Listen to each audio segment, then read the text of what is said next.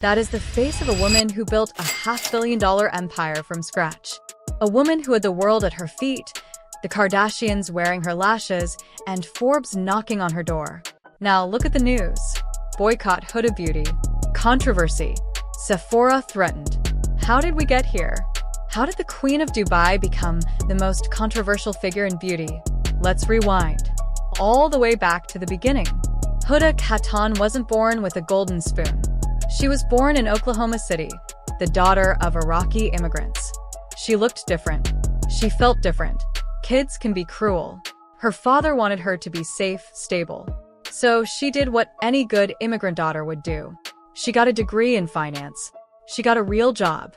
And she was absolutely miserable. The 2008 financial crisis hit, and she lost that job. But sometimes, losing your safety net is the best thing that can happen. It forces you to take risks you never would have taken. She moved to LA, studied makeup at the Joe Blasco Makeup Artistry School, and worked with celebrities like Nicole Richie. She was good, really good, but she was still just an artist, still working for someone else, still dreaming of something bigger.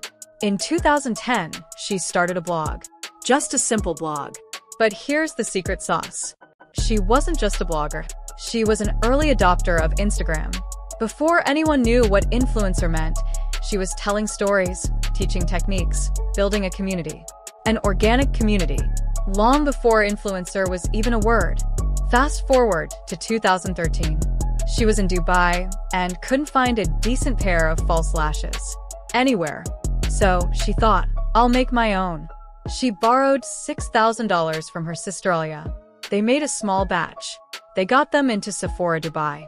And sales went absolutely crazy. Then came the golden moment. Kim Kardashian wore them. That's it. Game over. The company went from a tiny startup to an absolute juggernaut. Almost overnight.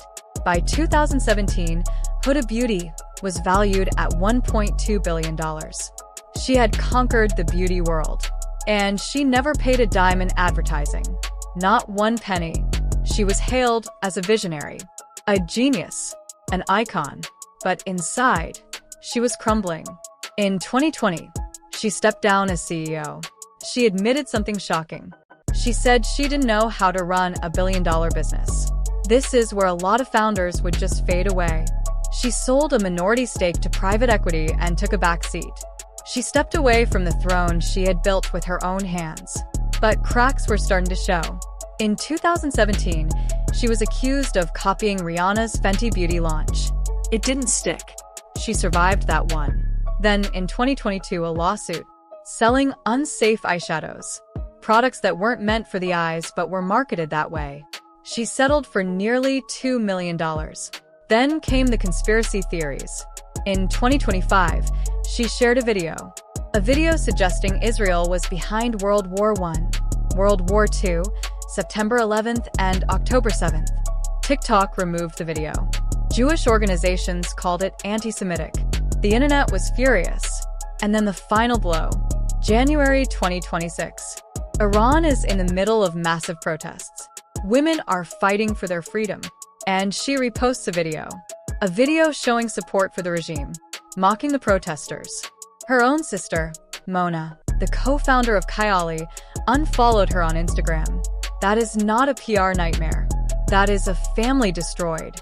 The Iranian diaspora is furious. They are posting videos of themselves trashing her products. The hashtag Boycott Huda Beauty is exploding across every platform. Sephora is reviewing the situation. Her husband is the co-CEO. Her reputation is shattered. It gets even more tragic. Just months earlier, in June 2025, she bought back full ownership of Huda Beauty. She finally had her company back. All of it. And she just watched it burn because of a few short videos. A few reckless posts. Huda Kattan built a billion-dollar empire on connection. She proved that an Iraqi-American woman with a blog could beat the legacy brands. She proved that you don't need money to build an empire, just influence. But she learned the hard way that influence isn't just power. It's responsibility. And when you make an entire industry your family, you better be careful not to betray them. What do you think? Did she go too far? Or is this an overreaction? Let me know in the comments. and subscribe if you want to see what happens next.